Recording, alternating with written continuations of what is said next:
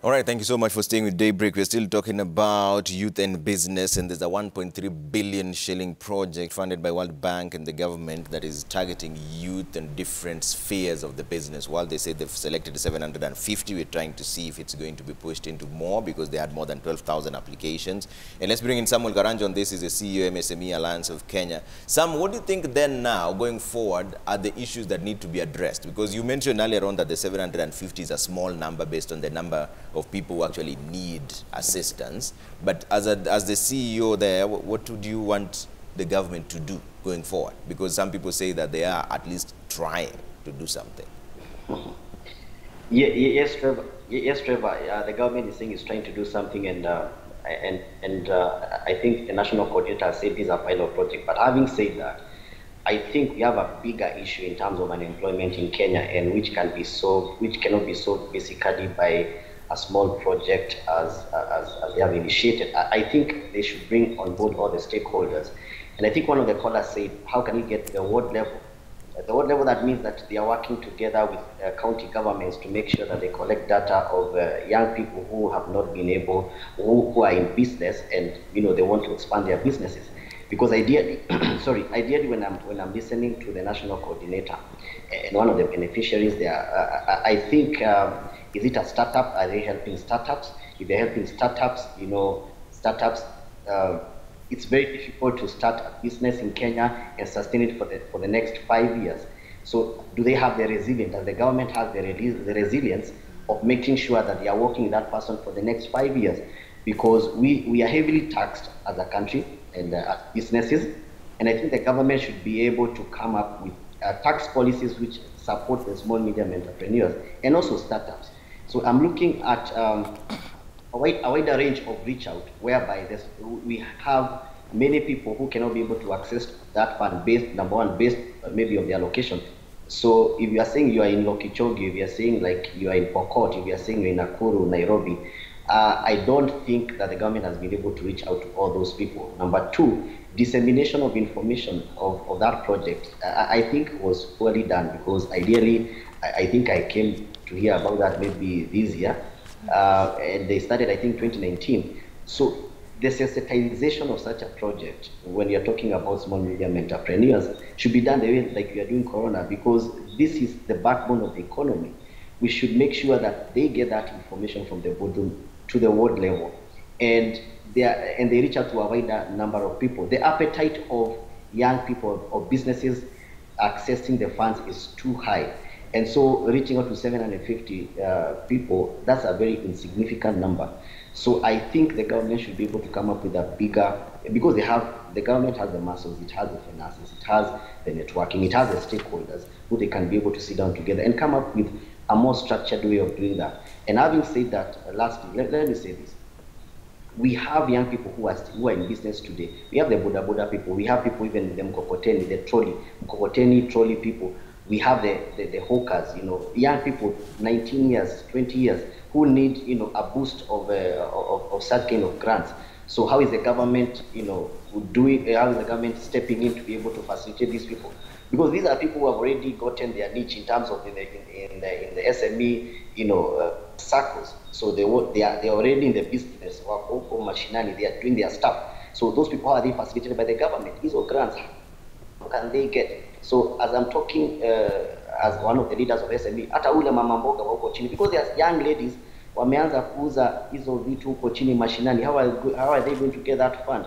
So it's a challenge of to the government, and from us, as an alliance, we are there to make sure that, to check that the government is able to do that, to reach out to these young people.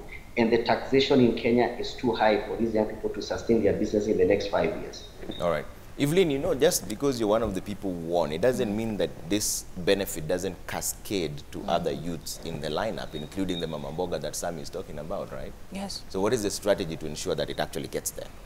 By the way, I'm also among the Mama Mbogas because I'm a farmer, and definitely that's where my product is going to go to.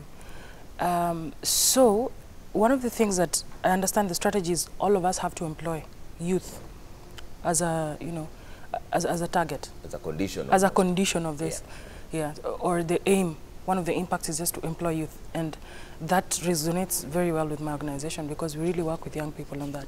So that's one of the opportunities, getting employment through this, through other young people who've got the money. Assuming 750 each employing, 10 people, that's 7,500 employment created in a particular, time. Yeah. Say in a year, even if all of them employed one person, that's another 750 employed. Yeah. And I think that's really nice. Okay. Yeah, and that's not only directly on my farm, but as I said, on the value chains. Yeah. There are people who do my social media. There are people who do my accounts. Somebody will come and do some software stuff. Because as I'm doing, the hardcore farming, somebody else is doing other things that I'm not able to do. Yeah, so that's creating of employment in that particular respect. All right. Yes. Olivia, it's obvious that this is a good initiative because many people are now asking about it and wanting more of it. And you must have foreseen this, as you also answered the question from Wycliffe and Sam. Now, thank you for allowing me to come back once more. When I was unpackaging KIOP, I talked about training, I talked about small grants, and then the big grants. So the small grants, actually the number that we are targeting is 30,000 young people. Yeah. And they're getting small grants of between, actually 40,000 shillings in 2 tranches. So in the larger project, we have the small grant and the big grant and a Bell and a Bees, and then the other small one where it's coupled with business development services. Yeah. So far, we have given out the small grants to over 15,000 young people. And so we have basically another 15,000 to go before the end of the year. So looking at the larger KIOP project, we are talking about evidence-based intervention. Because we have had interventions for quite some time, and we are still complaining about unemployment. Yeah. So the way this was designed was they must be evidence-based. So as this project is being implemented, there are 3 studies that are also going alongside the implementation. We have impact evaluation, like now the group that is getting the grants, they will go through a rigorous impact evaluation so that in the future you are safe and you have the comfort of saying this is the direction you should go because there'll be data there that you can always interrogate. Then there's tracer studies, which we are now tracing each and every beneficiary of KIOP. There are over 280,000 direct beneficiaries. And we already started, and we're already getting the results. What are they doing after they leave the project? 6 months after they have gone through the training, what are they doing? The ones who are getting the small grants, the 15,000 of them, what are they doing currently? Then the third study that is going on in the project is the monitoring and verification. Verification is to confirm if I'm saying that we have 15,000 jobs, is it true? Yeah. And what is being done is that we brought independent firms to do this. And so we rely on the data they give us, but then we also have our own mechanisms, just basically to follow the project. To give comfort to the gentleman from the SMEs, this project for the first time, it's domiciled, the coordination where I sit. I sit at the Ministry of ICT, Innovation and Youth Affairs. So just the power of ICT. Okay. Because we are talking about how do we reach more young people. Hold on to that thought of the power of ICT because we have a call online. Kelvin Onyancha from Kisii. Kelvin, good morning. You? Yes. Kelvin, go ahead with your comment or question. I want to congratulate the program first. Yes. Morning. Yes, go ahead, Kelvin. I'm calling from Kisii Trivia. Yes. I'm happy to congratulate that this program is going well. Yes. From different TV. Okay. Kelvin, can you lower the volume on your TV set? Yes. I'm saying. Yes. This program I had in the earlier 2020. Okay. And then I had to go through the application. Okay. And then they were giving priorities to those for posts who have a course at hand. Okay. And could not give those who have no course at all. Okay. And I had it to be somehow difficult because somebody can have that ability. Yeah. But because of financial constraints in the family, cannot be able to go to any course. Okay. That person to do that program. Okay. And it can favor so many people in our region. Yeah. I can see I had a good number, like 26 people who applied to our district, Kenya. Yeah. but only 3 who had courses could qualify. Okay. And then number 2, Yeah. writing proposals is very difficult in trivia. Yeah. Very difficult for qualified Form 4 who has a D+. Okay. Then that preference that you must have a course, underlying course, Yeah. could give the others advantage. How could Oliver allow these youths who have no course, please, to Okay. have something? All right. Thanks, Thank Kelvin. you so much. Yeah. Thank you. That's Kelvin Onyancha calling from Kisii. He's more concerned about the people the criteria you use to pick the people. He says that you had an advantage of people who have courses. He means certificates. People who have certificates in different areas rather than people who have no experience on anything at all. Yeah. Now, if I could just go back where Yeah. I was. You're talking about the power of ICT, then you The answer power that of question ICT. as well. The Yeah. power of ICT. Let me give the example of the training and internship, the first component or the first product. For Cycle 6, because we do this project in cycles, we finish with the cycle, we move to the next cycle. We've just closed the applications for Cycle 6. And interestingly enough, we have got over 200,000 applications just for the people to take advantage of the first product, the training, the training on blue-collar jobs. And so when we're looking at where we received some of these applications, from the farthest corners of this country, Ramu in Mandera, you find in Lamu County, they brought in the applications. And that is opening our eyes to just the power of ICT. When you tell young people that this is available, they have applied. And consistently from the first cycle up to Cycle 6, we have had over around 800,000 applications for young people. So basically saying that there is the need. And having learned these lessons and the 3 studies that are going on, we'll have evidence and we tell the government this is the direction we have to move. Now, for leaving out, the ones with Form 4 and below, I talked about 5 products. Training and internship, Form 4 level and below. And so there we are targeting 70,000 young people under that product. For the small grants, I talked about 30,000 young people. For the labor market information system, that is open to any person.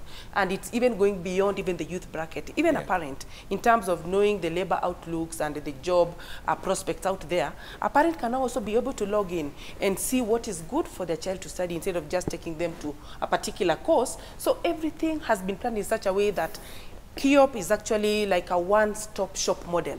Several products under the same roof, and the young person just needs to see what resonates with them and take advantage. So what is open right now? What is open right now? Yes. We are now going into Cycle 6 of training and internship, another 15,000 young people. We have the other 15,000 for the small grants that we have not yet given the grants. They are going on concurrently. Then we have the Future Bora initiative, the one that you're saying, it's targeting the lowest of the lowest, the hard to serve group. So everybody needs to look at what resonates with them and take advantage. Basically, the young person just must be alert that there's all this on the table for them. What works for me, I'll go in. So we have not left out the ones for Form 4 level of education and below. And then in terms of now even writing the proposals, because that is what Onyancha talked about from Kisii, we said the group that came into Mbele na Biz, actually they just started with the ideas. Now, these ideas were sent, the 12,000 ideas that you got. Then there's now the screening process with the judges to see now, can we turn this idea into a business plan?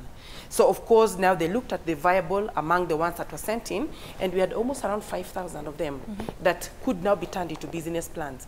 Then the group now, because turning those ideas into plans, you have to train them. So there's some kind of training that they went through. All the curriculum and the content is still available right now. And so as the power of ICT digitize this, a young person can now be able to log in and see how to turn your idea or your passion or your talent into a plan that can be funded later on in the future. So we are doing that. Then if you look at this project again, it's being implemented across 4 government ministries. So the coordination is at the Ministry of ICT, Innovation and Youth Affairs, where I sit, but then we also have the Ministry of Trade. In this project, we have the Ministry of Labor and Social Protection, we have the Ministry of Industrialization. So it's all coming together, and of course there's the National Treasury, because this is donor funded. It's basically delivering as one. taking advantage of the mandates of the different ministries to bring them together in one project, learn lessons, and see what you can be able to now to share with the Kenyans. Okay. Evelyn, there's a question from Caleb Nganga, who says, Trevor, I'm directing my question to the Mbele na Biz winner, if she's ready for partnership so as to empower another young entrepreneur who's unable to arise on their own. Wow. That's really nice and very bold of Caleb. Yes. Yeah, but I think that's the energy that I'm talking about. Yeah. When I was talking about working with youth, the dynamism. You see, somebody has already shot a question on partnership. Yeah. I mean, that's something you can talk outside this, these four walls. Yeah. Let's see what you have. What can you bring on the table? Okay. If Mbele na Biz has given me something, I mean, why can't I also give an opportunity to somebody else? Okay. But it definitely has to be something that is bankable. Yeah. As as I was talking about earlier on, you have to be solving problems for us to make profits, and that's what we're looking at. Yeah. As young people, it's very very good to look out there to make partnerships and things like that, but we need to join, I would also encourage Caleb to join other platforms of young people, where people have even market days on WhatsApp. You share what your produce is, what you want to do. Yeah. There's so many opportunities out there. Okay. But Trevor, there's something I also want to add. Mr. Kevin from Kisii was talking about they wanted people with courses. I would say the minimum requirement as far as academic qualification was Form 4 certificate, not university or anything. Okay. Yeah, just Form 4 certificate or anything above that. Okay. So it was pretty open to, I would say, to everyone. Yes. All right. Sami, there's another question here. Sami Karanja, Engineer Lazaro Kanyamboki, yes, saying, why can't we take advantage of the powers of organization to advise the government to create a market for local products by shelving the appetite of importation of cheap goods that can be manufactured locally? Is that where the main problem really is? Are we importing more than we should? Definitely, Trevor, I think you have had the same discussion some time back. Yeah. Yes, we are doing that. We are heavily consumer-based nation, and we must migrate from importation definitely to local manufacturing. But we have been having issues with the government in terms of making sure that the local manufacturer, or what we call the cottage industries, are able to be facilitated by the government in terms of the licenses, making sure that the licenses are, the processes are not bureaucratic. You're able to get the licenses easier, cheaply or easier. Then the other thing is that we have issues with power. When you look at the amount of money that you pay for electricity if you are a cottage industry, is a lot of money. And I think now that's where the government comes in and brings in now the incentives, making sure that we have a good environment to be able to do business. And having said that, let me just chip in a little bit with to what the guest in the studio, they are alluding to in terms of the helping CURE being a platform to help the young people. I'm trying to log into several of their platforms, and I can't access, and I think I have bundles, I have internet. When you look also at a platform which I also trying to plug in, Mbele na Biz, I think because this is ICT-based initiative, they should not be economical with words, and they should give a lot of information in those platforms, because ideally they want to target youth who can also be who can have access to such platforms. So being a ministry of ICT, you give us like success stories of what is happening down there, like the lady who is in the studio, her success stories. Let us see even videos of her farm. It creates an aura of hope for these young people, and making sure that these young people are able even to access to more information about that, because there's a lot of information the national coordinator is talking about which is not even in their platform. So how can you get that information? And that information is very good, what she's talking about, the tier 1, 2, 3, or 6, but how can these common humanity be able to access to that? And having said that, I think government has, the stakeholders are there. We have organized ourselves. Like for example, the MSME Alliance of Kenya has come up to be able to consolidate all the associations who want to subscribe to us and be able to be advocated for. Now we are talking about 2.2 million small medium entrepreneurs. The government can be able to access to such people and data, so that they do not start, you don't need to reinvent the wheel. We have the data because we have organized ourselves. People in Gikomba are there, and people in Nakuru are there, people in Mombasa are there, working with stakeholders to facilitate and make sure that these government projects are able to are able to, you know, to get to see the light of the day. And so it's very much important to partner with the local stakeholders. And number two, the government facilitates or makes sure that the environment is conducive for business to be able now, you know, to stop a lot of importation and see how we can do, you know, a lot of local manufacturing. Lastly, Trevor, I was in Mombasa last week with the Parliamentary Business Caucus, and we are discussing such, and we are looking at even some people who are doing, let's say, they are doing a knocked down, they call it completely knocked down, you know, assembly of motorcycles. There's that assembly of motorcycles, there are people who are doing it, local manufacturers, small parts of motorcycles, they are manufacturing locally, and the government should be able to assist them because they are employing so many other young people. Okay.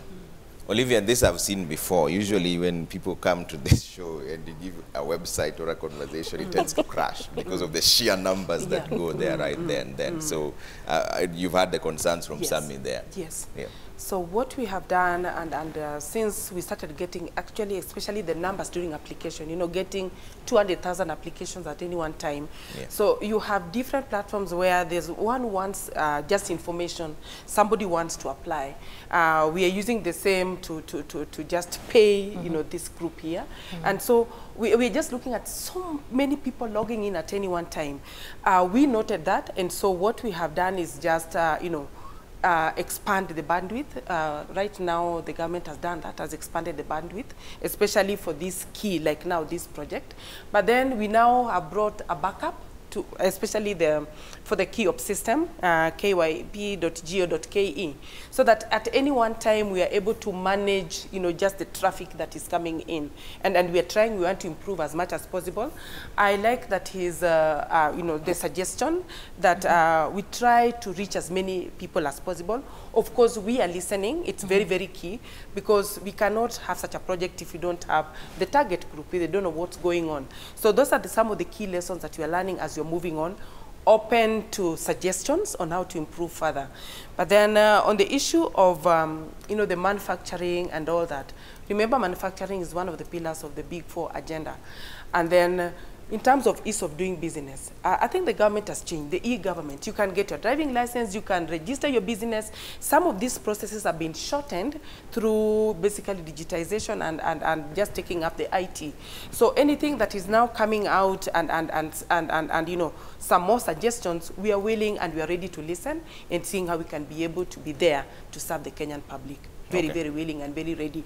And we are open. We are open to these suggestions that would improve better. All right. Yeah. Caleb Nganga is very happy with your response, Evelyn. He says that was a good response from the winner, and maybe I wish that she could get my Twitter handles, and maybe I could directly be a beneficiary, indirectly, of Belena B's beneficiary.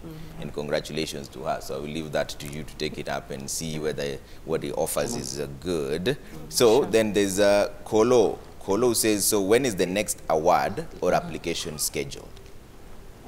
You've mentioned that there's something that is open right now. I think that is where the information comes in. So the 15,000 people are yet to be awarded, the small grants. The small grants, so that one is open now? Yes, it's still open. Okay. So where do they go? So what we have done, we now have Cycle 6, which we opened, and we've got the over 200,000 applications. Out of these 200,000 applications, some component will go to the training and internship, some will get the small grants. So we still have up to Cycle 9. We are only in Cycle 6. So the youth, they should just keep their eyes open. We are so loud every time when we open for applications that we, you know, on FM stations, on the newspaper, of course, newspapers in terms of the reach for the young people. So we go the social media way, you know, FM stations, you know, Facebook, Twitter, just telling them that we are open for applications. Let them keep their eyes open for Cycle 7, Cycle 8, Cycle 9, so that we now have the 15,000 to take advantage of all this. Now, the power of networking, like the group that was at Kasarani, we told them, can you get the contacts of each other? Along this journey that you're going to walk in being entrepreneurs, if you're finding a challenge somewhere, sometimes the solutions are within the young people themselves.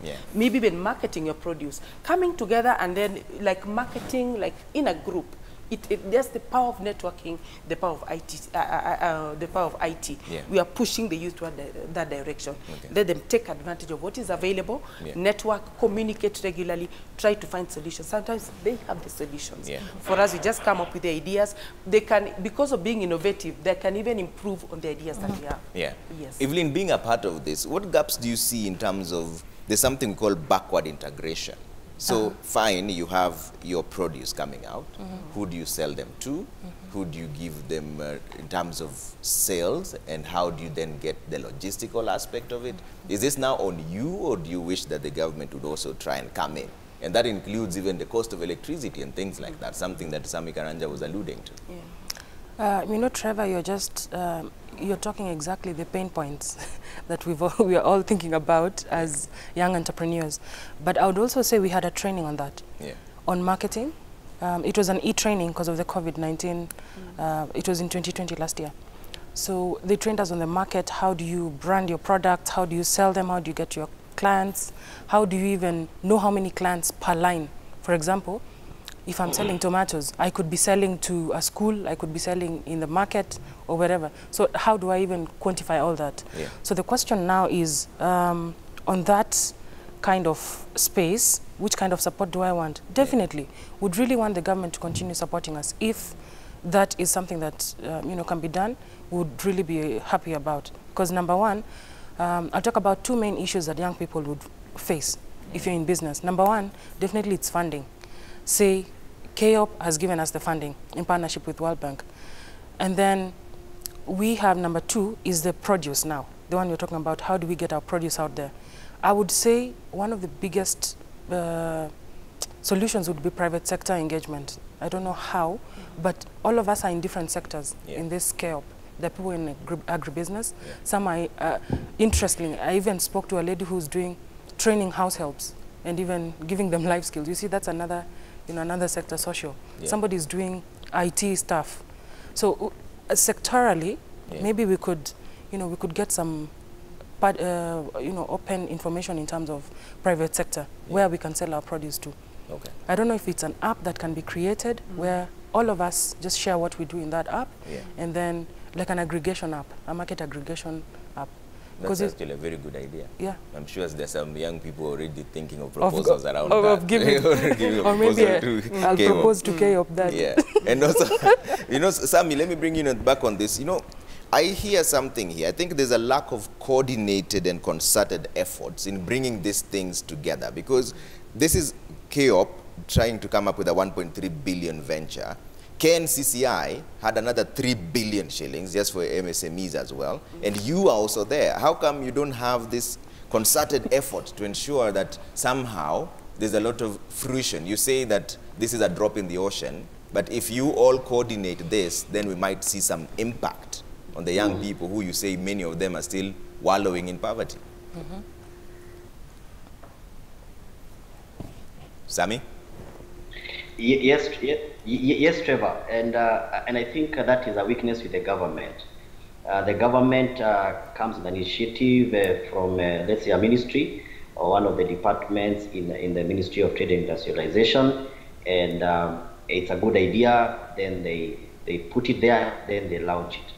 You see, for us to be able to have a clear way of, you know, implementation of such projects, you have to have the stakeholders. And the stakeholders are different people. Our alliance, there are other people, there are other alliances. And actually, let me say this. Small, medium entrepreneurs are very organized. Sometimes we call them the informal sector. Yes, they are informal, but they have formalized themselves. You find they may not have even certificates, but they have a formal way of doing their craft.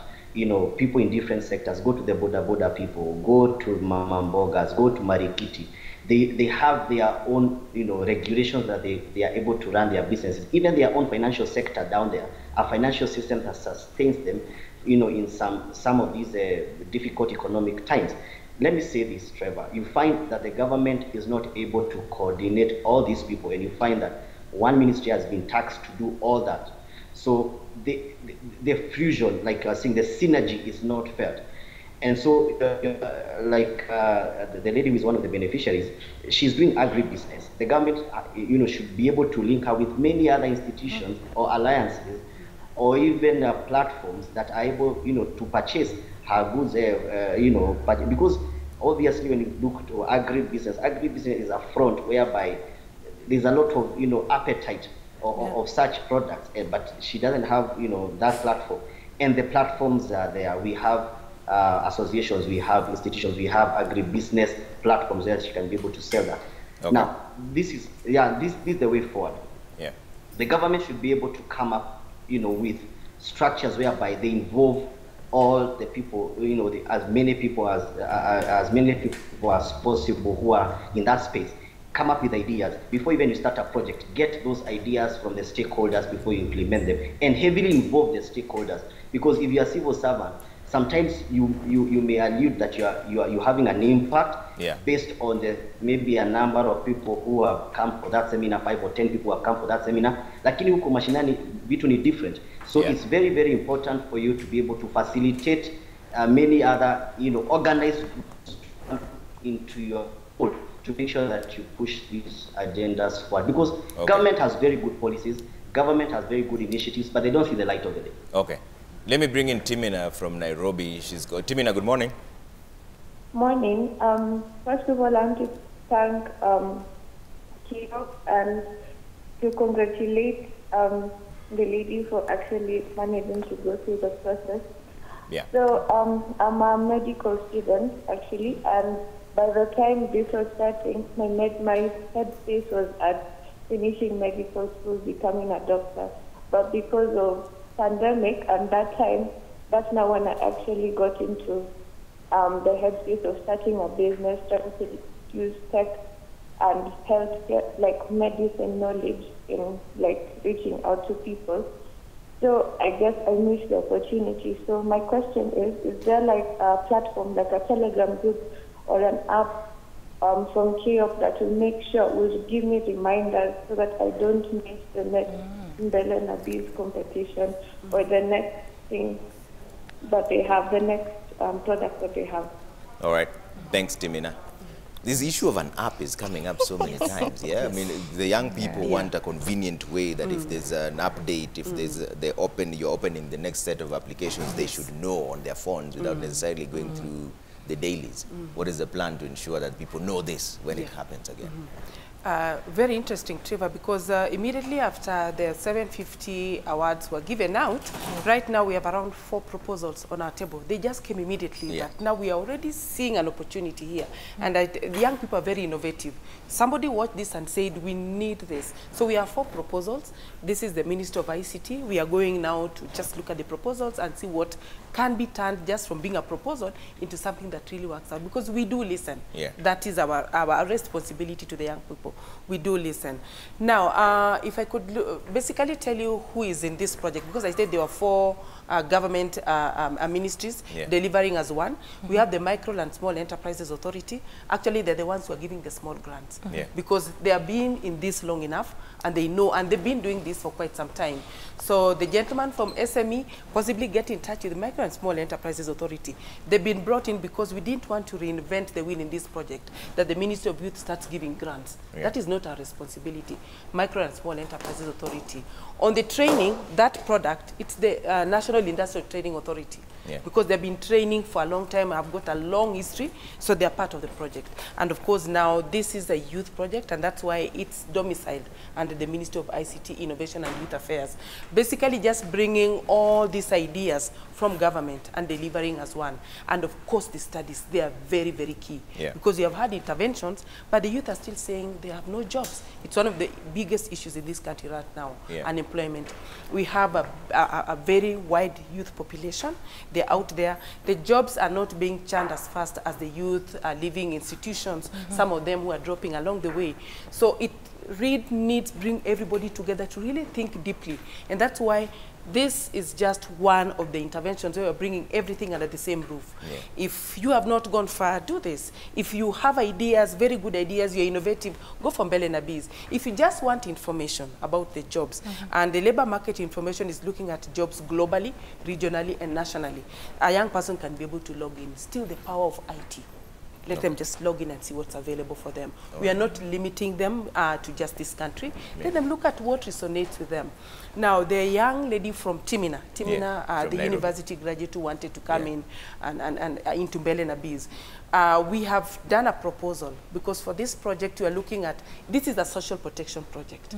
And so the way it was designed was looking at these vulnerable groups. What can you do for them? You know, most of the times they have nothing to lose.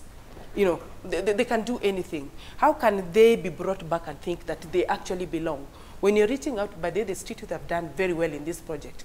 We have one who's now turned into a plumber in Nairobi. We have one in Mombasa working with the bulk grain handlers, as doing electrical installation. You know, they are digitizing the whole system, getting the grain from the ships onto maybe the SGR and all that. So it's coming on, how do I call it, on a conveyor belt. And one of the young people there, when we went there, was a Kiosk beneficiary from the streets, from the street of Kisumu. So we are basically saying, if you look at those stories, by the way, maybe it's just right now because of what you're doing that we cannot log in. If you log into kyeop.go.ke, the stories of the young people are there, so that it can also inspire other young people to come in. But at the end of the day, it's now the government coming together and looking at this problem that we have on our hands. How can you take advantage of training? Of course, there's the Ministry of Education, very, very structured. But something interesting about Kiosk, remember the component one? We are now looking at something that is being done. Actually, we are doing apprenticeship, the apprenticeship model. And the apprenticeship model one trainer is given 6 trainees. So basically, it's limited in number. And so there's the ability of the young person to learn as much as possible. So it's on any single day, the ones who take advantage of that component, the 70,000, we have already reached 55,000. So we're only left with another 15. And so instead of coming to a common center, like any other school program, they wake up in the morning and go to their trainers. And of course, they are all contracted, so they're all in the system. And so when you say you want electrical installation, we have the data bank. We look at the closest person who can teach you. We link you up, and that is where they attend their training.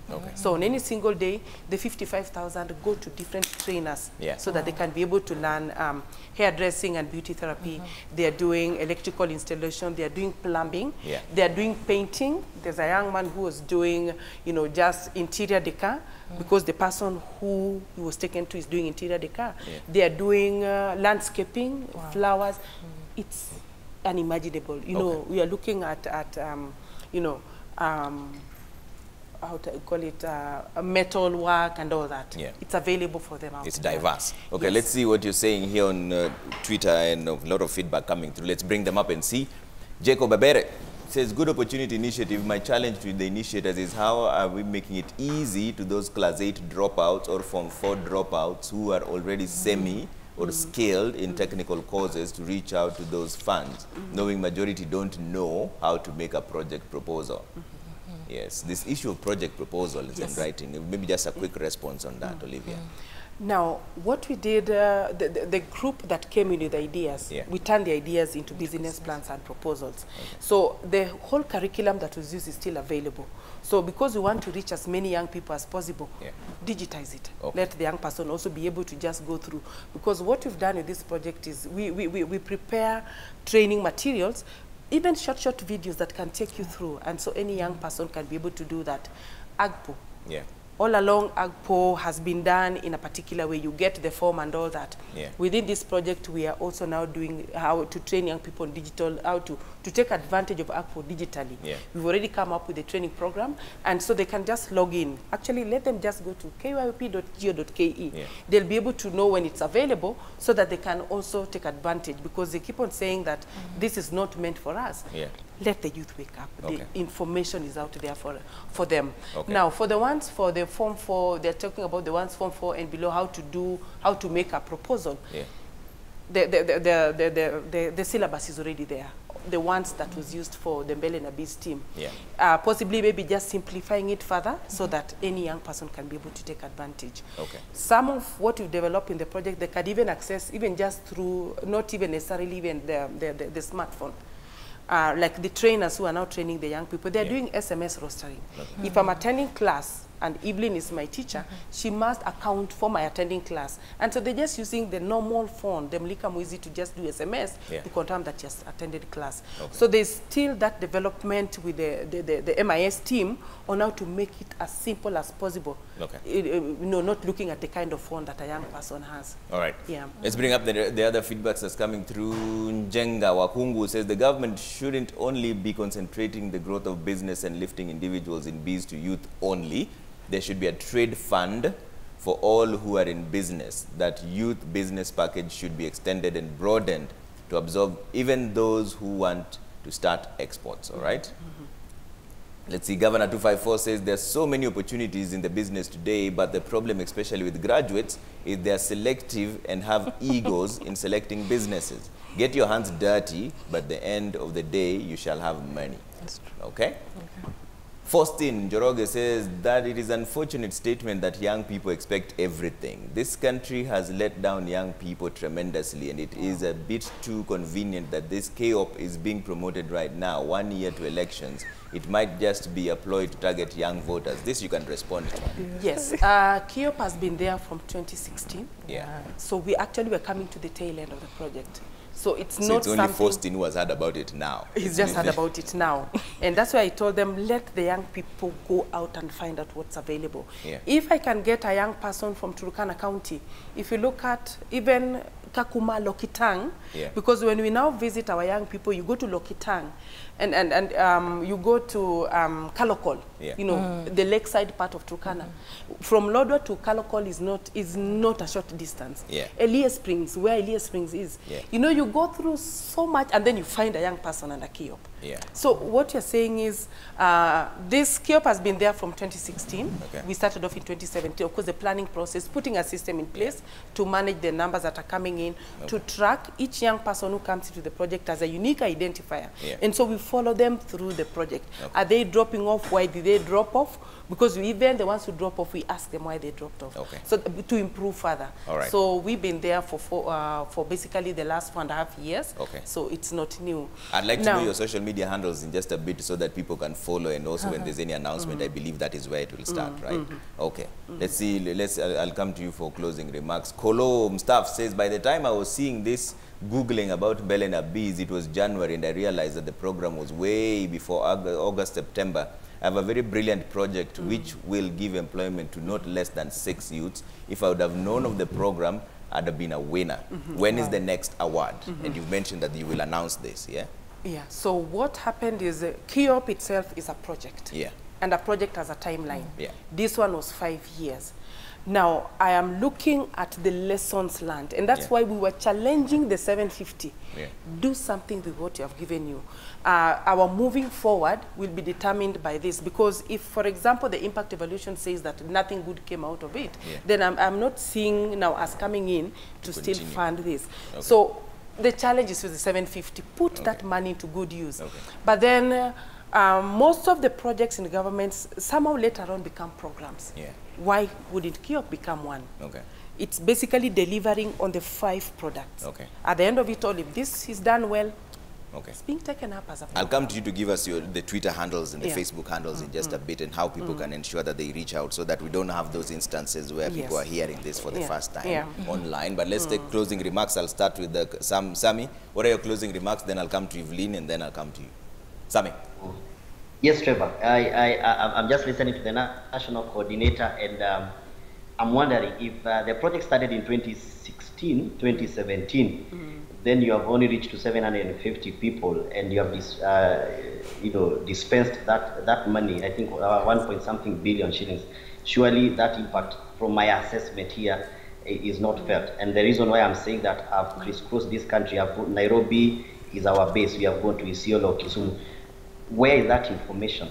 Where is that information? And it's very, very important, as one of the gentlemen has said, as an ICT ministry or as an ICT front, you're supposed to give that information out there, because we consume a lot of social media information. But I can tell you, I'm also in social media, but I have not seen KIOP, and I'm trying also to log in. I can't be able to log in. The government has capacity even to be able, we are not supposed to have the limitation of logging in, because you have the machineries, you have the capacity of doing that. Now, having said that, my closing remarks is this: governments come with projects.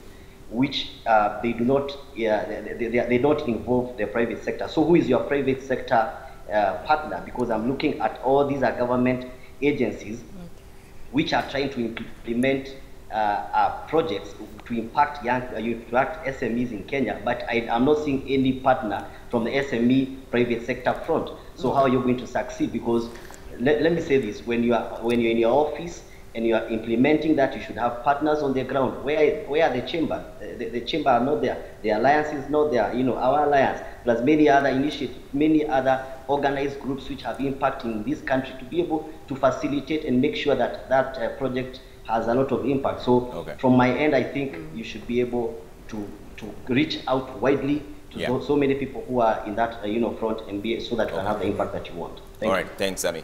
Evelyn. So Trevor, it's funny that people keep saying that they've never heard of it. How did you hear of it? But anyway, I know, and I'm coming from the so-called mashinani. You know, by the way, Mbele Nabiz was really advertised, even on TV, as she says. But I think I'll leave those kind of questions to her to handle. There's somebody, I want to talk to a young person, because I've seen questions on proposal writing being a hard thing to do. Yeah. I'll tell you, Mbele Nabiz, the kind of questions that we were being asked, I don't even know if it's legally allowed. I can say one or two questions, like so simple questions. For example, the first time, like the first, before they scaled down from the 12,000. I mean, when we were submitting as the 12,000. Questions like just what's your name, what's your age, where are you from? It's 10 minutes for you to do that, for the 12,000 to be in. Then from there, simple questions like, what's your business idea? You could simply say, I have a farm, or I don't even have a farm. I'm interested to do like an ICT, an aggregation app, a market aggregation app, something like that. Then you explain what exactly is that. Who are you bringing on board? I'm bringing private sector, I'm bringing, people in the market. So it was just basic questions, very simple, even worded. Some places were only 50 words, just like 2 sentences. They were really, simple questions to answer. Yeah. So all I'd like to say is just take these opportunities, don't see the hard bit of it. There was one final question which would lead me to my final remarks. There was a question on community impact. It kept coming on and on and on, of all the whole 3 times we were submitting. Yeah. And for me, my answer was one, and it's simple. As Spectrum Direct International Limited, we are involved in the community, not only in provision of course, quality fruits and vegetables, and quantity, in time, blah, blah, blah, all the nice words, but we are also involved in what we call fruit, because we have an orchard, we do fruit production. Okay. Yeah, so not fruit production, so we are Spectrum Africa Fruit Tree Planting Organization. Yeah. And what we do is we go in the nearby institutions, schools, partners like government institutions, and we do plant trees. Okay. So it's an NGO. Actually registered. There was a question on that from Caleb. Oh. Yeah. Yeah, so the Twitter for the Spectrum? Yeah, whichever, yes. You can just use mine, at Evelyn Ngare. Evelyn. Yeah. Spelled Evelyn Ngare. EVERLY. Yeah. NE. And then NGARE for England. Evelyn Ngare. Yes. Okay. Yeah, so there's Spectrum Africa Fruit Tree Planting Organization that we're also involved in. That's also another part I'd tell the youths to also plug in and work with us in the community. You can also check the same name on Facebook. Okay. Yes. Evelyn Ngare. All right. I'll give you the final say on this. Yeah. Now, the participation of the private sector. Yeah. Very, very active in Kiop. If you're looking at the jobs, like now the blue-collar jobs, those are people who are not going to the public sector. They're going to the private sector. Actually, there's the formal private sector and the informal private sector. Yeah. We have gone even to the point of even signing MOU. We've just signed MOU with the Kenya Station Manufacturers.